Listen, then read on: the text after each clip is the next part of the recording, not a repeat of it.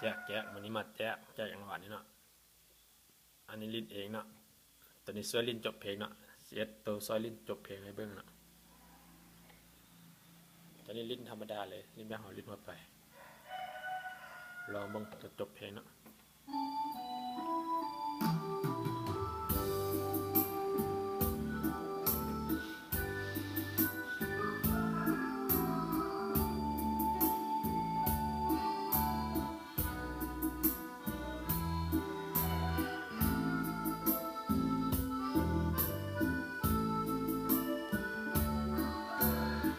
เสียงในตัวเครื่องมันเนาะ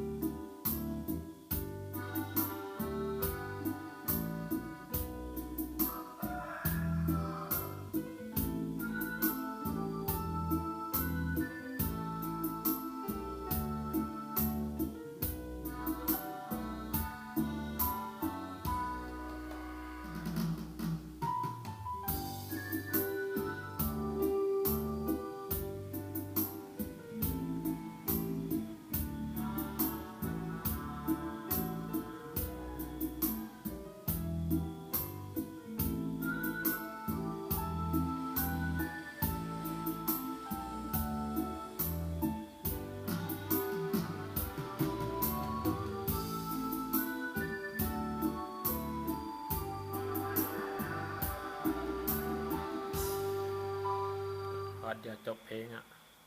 ทุนนี้ก็แม่นลิ้นเอาเข้าไปเนาะง่ายขี่เลย